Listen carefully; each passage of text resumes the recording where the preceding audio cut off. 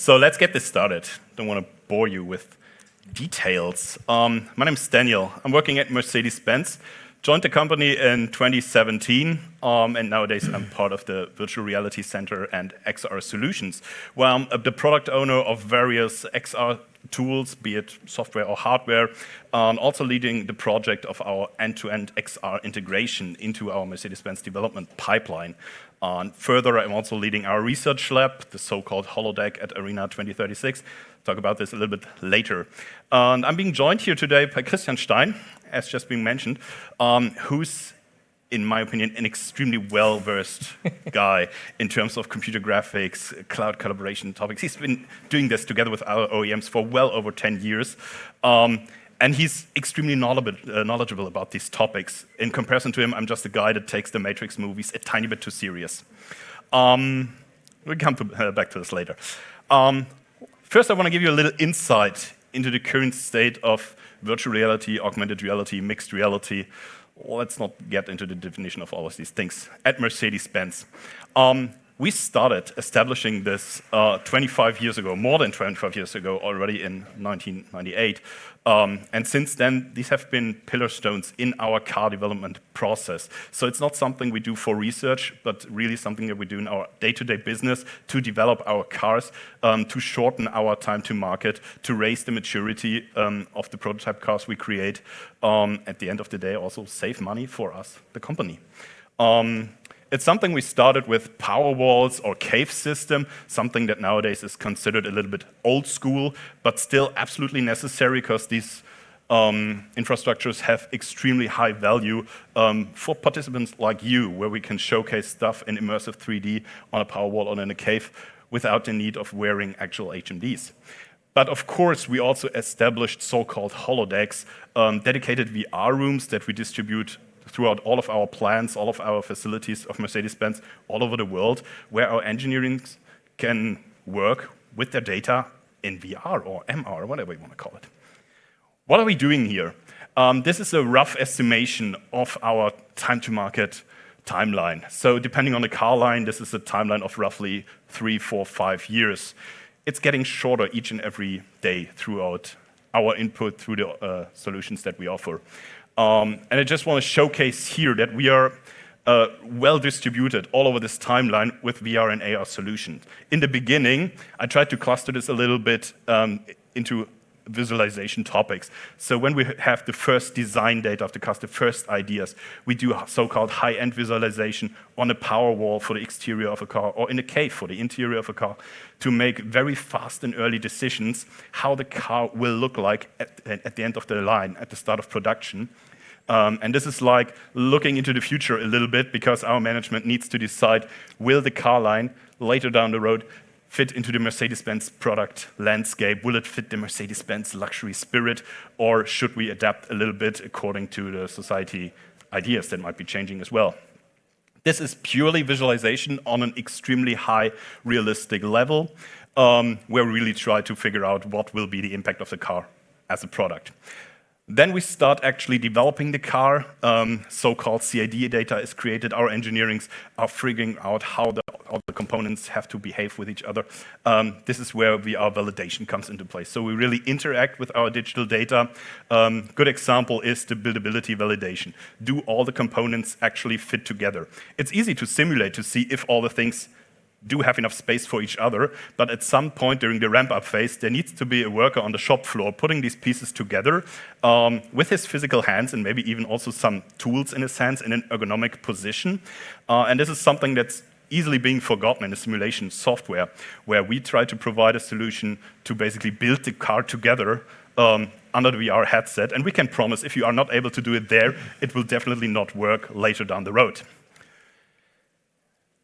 Disregarding all of our digitalization efforts, at some point during the timeline, a physical car, actual hardware comes into place. This is what our customers expect, and even there are cool digital solutions we provide. At the end of the day, they build physical cars. So we need to start building these physical cars for test drives, for prototyping as well. This is where we move away from the VR stuff towards mixed reality validation. I just heard a little talk next door about in mixed reality being a flop, for example. It's definitely not in our understanding, because we really integrated this in our pipeline to make sure that during this stage, all the hardware that we provide and create during the ramp-up phase of a car is exactly up to the standard that we created and validated before in VR. It sounds honestly kind of trivial, but these processes are extremely parallel. We're a massive company, there's 120,000 people working there, all somehow integrated into these processes, and they're focusing on their own area of the car, be it the battery, be it the driving steering system, being the entertainment system. These are dedicated silos, but everything needs to work together. So all of these processes kind of go in parallel, and we need to make sure that when we build the car, that all of the relevant software, all the relevant hardware is exactly as being planned before. It's not as trivial as it might sound. And the further we go in this timeline, the more we look into possibilities of kind of closing this digitalization loop by bringing the virtual or the real world back into the virtual world with 3D scanning solutions or collaboration solutions where we really can show people in a digital world what happened in the real world and enable them to work with it in the VR environment, for example. This is just a very, very brief insight of what we do. So the use cases that go in the hundreds that we do each and every day.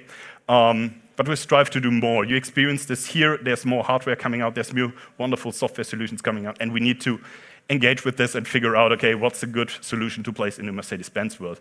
For this, we have a research environment, the so-called Arena 2036, where I'm leading the VR holodeck.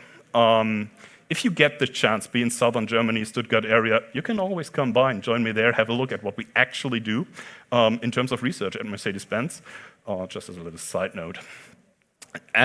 We use this because it's extremely challenging for us to actually bring software solutions or even new hardware solutions into our business processes.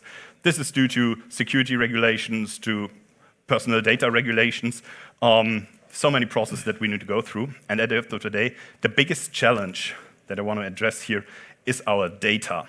So many cool software kits come with extremely cool use cases, funny features, but they struggle to work with our data. And I want to make this clear just how massive this is that we work with. First, I hope you understand this so far. The data we're talking about is CAD data. This is not tessellated data in the sense of an OBJ file. This is full-fledged, massive mathematical data. Extremely complex. We structure this, you see this here as a rough estimation, in a tree-like structure where all of the groups of a car, I just mentioned the steering system, the battery, these are groups, different subgroups, and they go down to the least minimal component level. So each and every screw, for example, is being replicated here.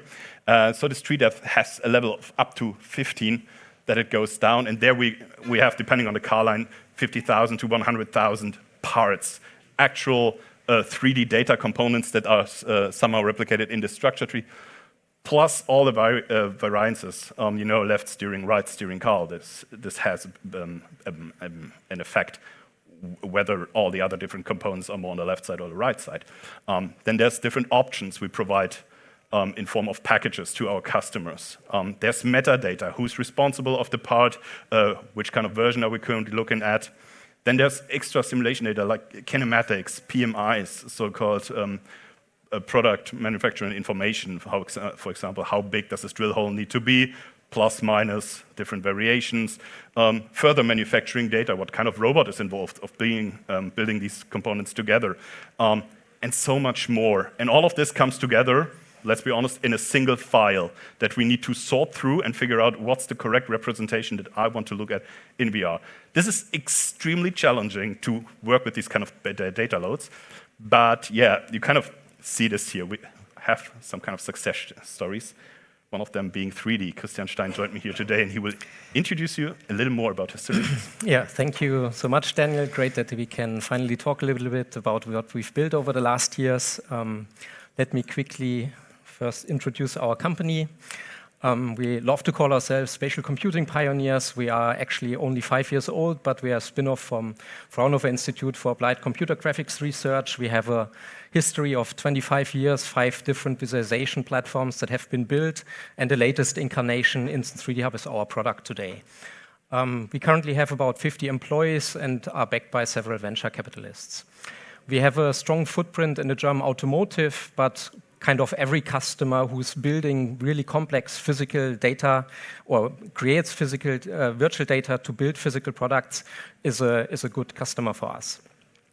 Due to our legacy at the Research Institute, we are also quite active in standardization efforts, different consortia, associations from computer graphics over digital twin standardization, exchange formats for industrial downstream use cases, now also co-chairing the interoperability group in the Metaverse Standards Forum, and most lately joined Catena X to contribute how to standardize engineering data for shared data spaces. So what Daniel described is kind of exactly the vision that we have at Threedy, that 3D data can be a huge enabler for digital transformation processes, but customers are really struggling with the core problem on how to get this information from the source, from the data management systems, into the specific use cases. And this is not only about mixed reality, but this is where it's maybe the most problematic today as we see it. So why is this still a problem 30 years since CAD has been established at these customers and they have this huge treasure of data? It's because they are still juggling with 50+ formats to provide all these different use cases with data. It's because they're building use case specific data preparation pipelines. So we're talking about exporting from the PLM PDM system, converting to different format, reducing the information because we always have this goal. It has to run on this device in this application. So the only thing I can control is limit the amount of triangles so I get the performance that I need. And then I still have to kind of work hours for this process to go through, to download the data to my device, to fire up my session. And in the use cases of Daniel, this is just way too long to wait for, because once you get the data in your physical environment to do your augmented reality session, it's already outdated in most of the cases. And even if you succeed to do this in time, the core problem is that you kind of lose the relationship to the original data point that you have now visualized in your application, and you work with orphan data, because due to all the pre-processing and simplification, any information that you generate throughout your work is very difficult to connect back to the original truth of data.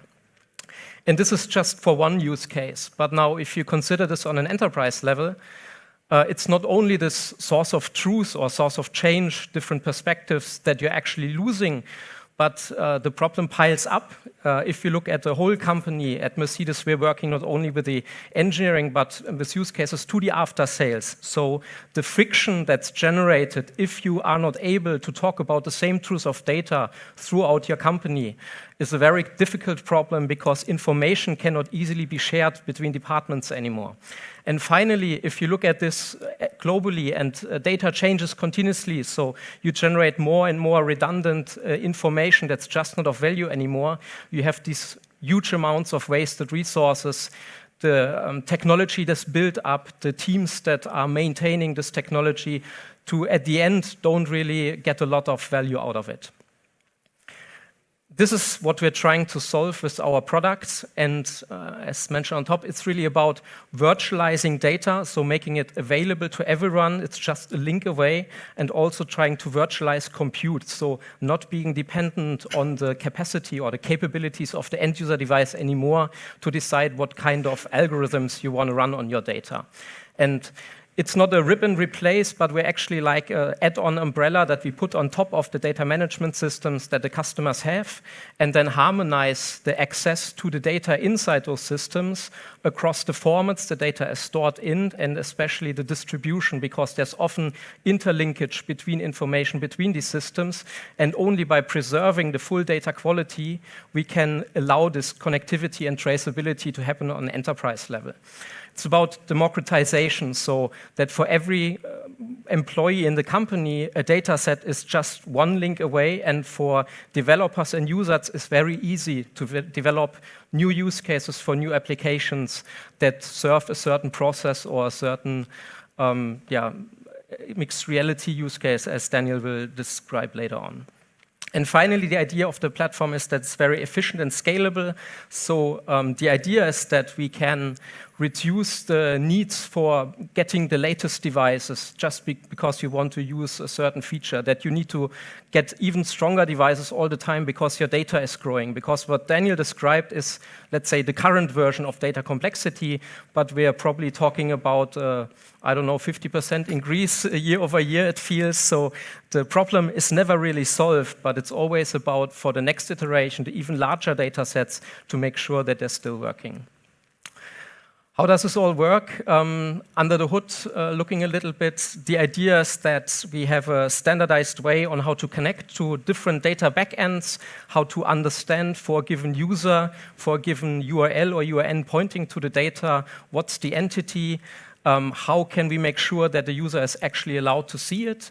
And we do this all by handling data as links, as references into the original data sets. Then we have a virtual data container called the Threedy space, which is a very lightweight entity in which you can composite information even across different systems and formats and build up the data set that you then actually use for the different computations that we provide on an API level for different application programming languages or for different end-user applications, where the majority of what we're seeing today is actually built on the web, which shows that even in a standard web application with zero footprint and no data preloaded, we can handle these massive data sets as Daniel is talking about.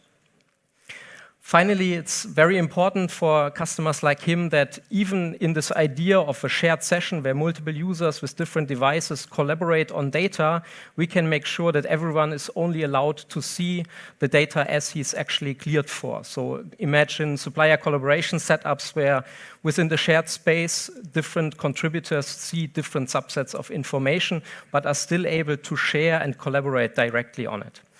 And finally, we'll see a little bit about integrations that we have recently built in the AI scope and how they can also extend the mixed reality use cases. I want to give a little background on the history at Mercedes because it kind of reflects also the evolution of the platform, how we've been built it over the last 10 years.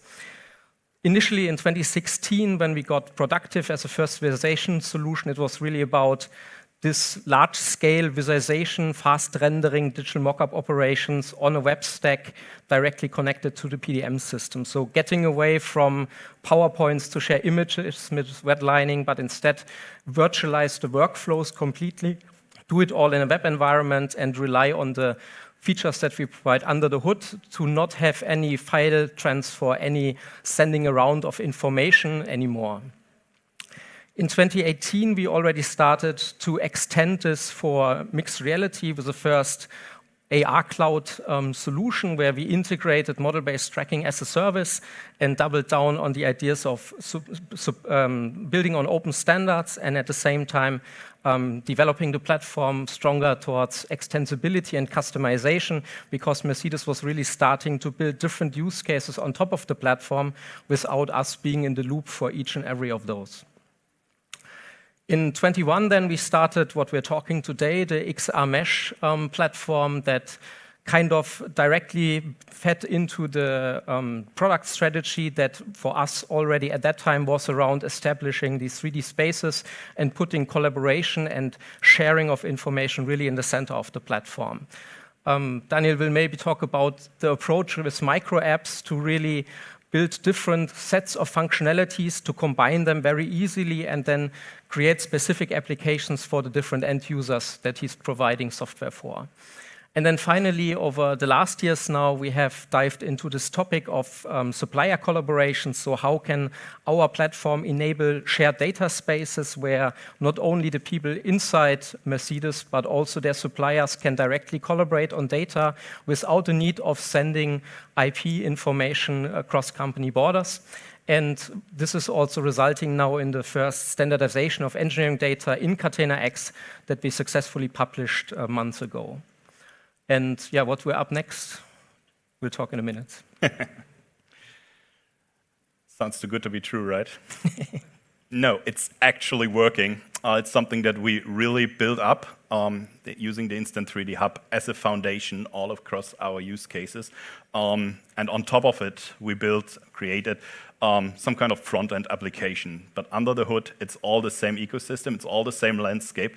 Our data never leaves the system. It's directly connected to our PDM landscape, meaning all of the data available within my company is available in our mesh application network as well.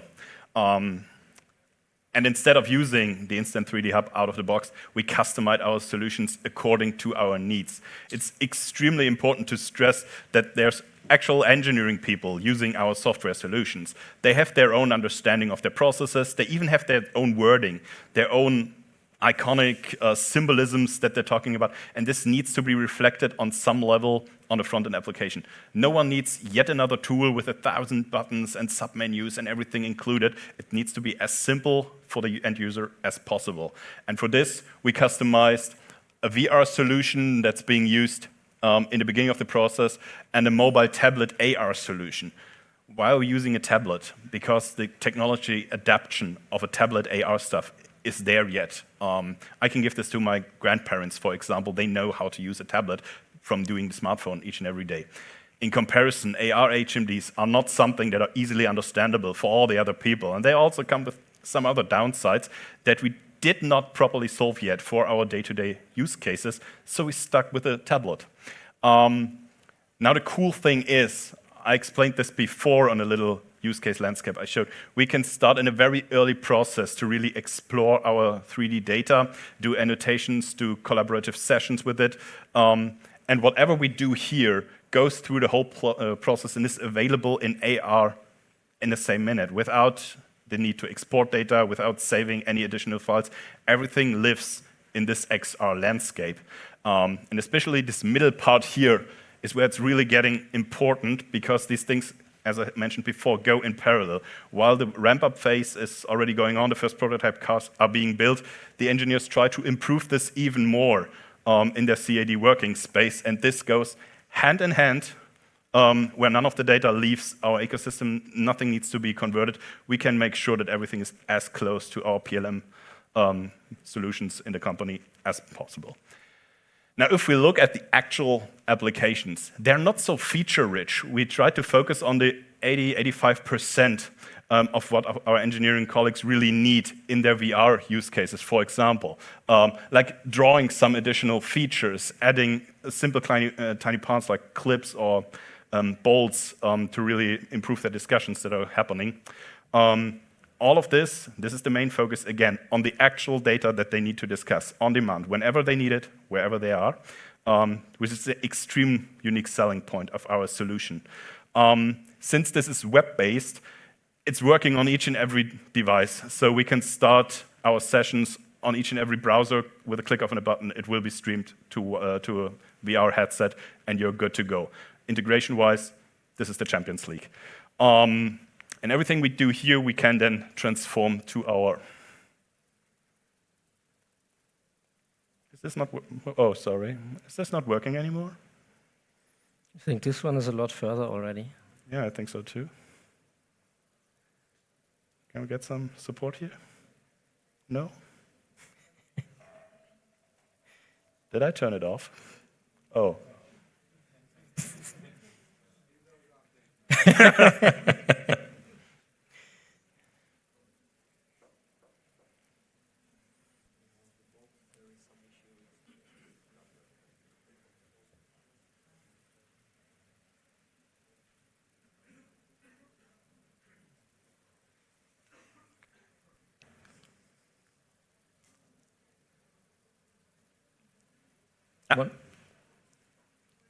One back, two back. Back.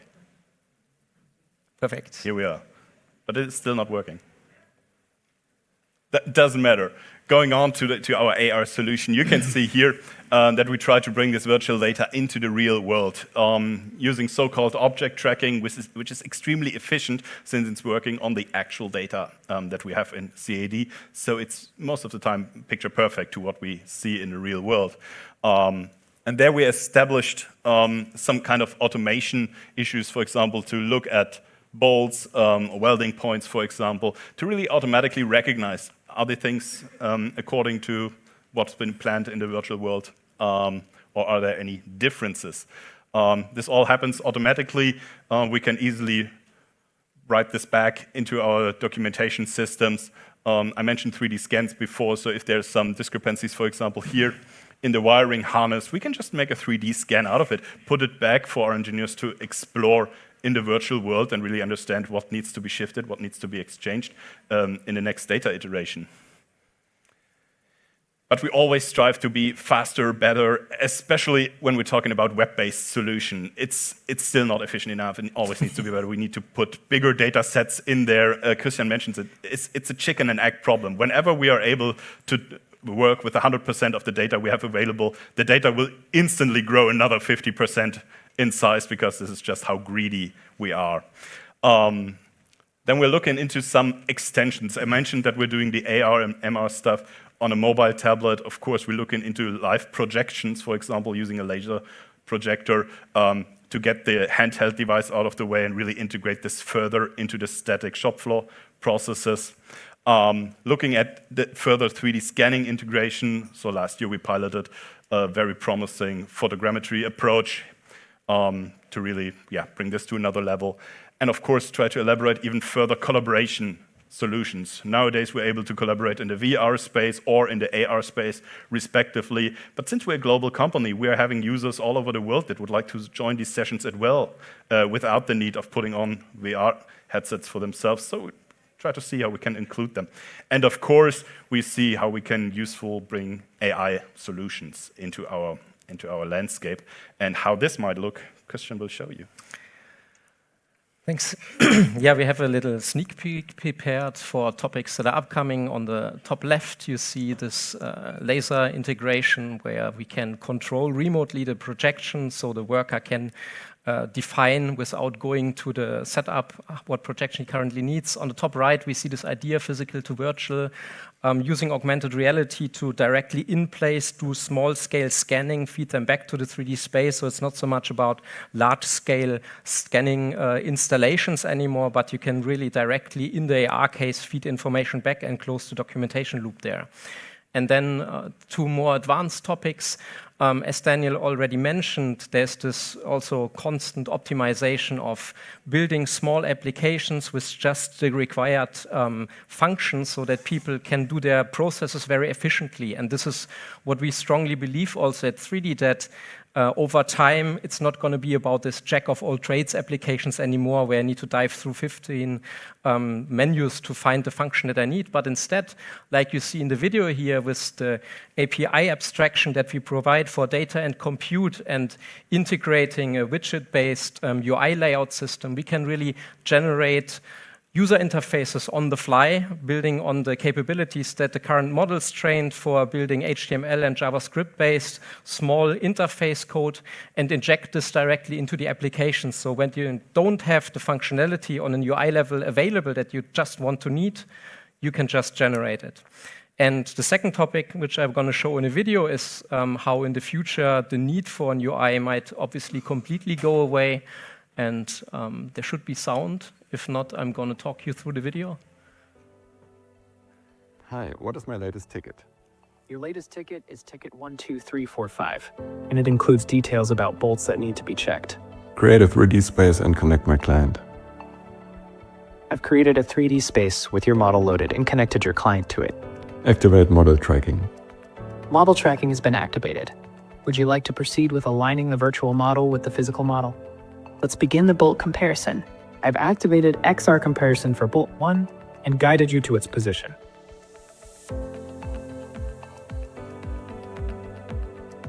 You have reached the guidance position. I'm now performing the XR comparison for bolt 1. We'll wait for the result. The bolt has passed the check. I've updated the bolt list accordingly. Now let's move on to checking bolt 2. Would you like to generate a PDF report of the bolt comparison? Yes, please. The report has been opened on your device.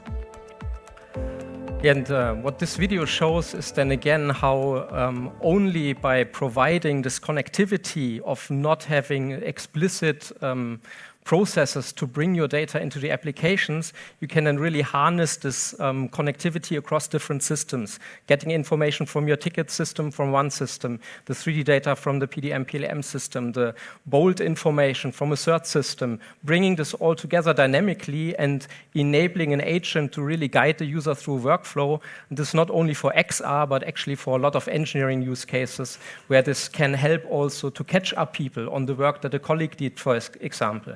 And where we see that with all the work we've done so far, we are in a really good position to now leverage these additional integrations for providing even better solution to the users of Daniel. So this already concludes our little presentation here. I want to take this opportunity to say thank you to Christian for sharing the stage with me. Thank you to Threedy, sitting over there, for making this possible. But this has not been a two-partner collaboration thing. There were other partners involved. Some of them you can even meet around here as well. So big thank you to them as well. And of course, thank you as an audience. Wonderful.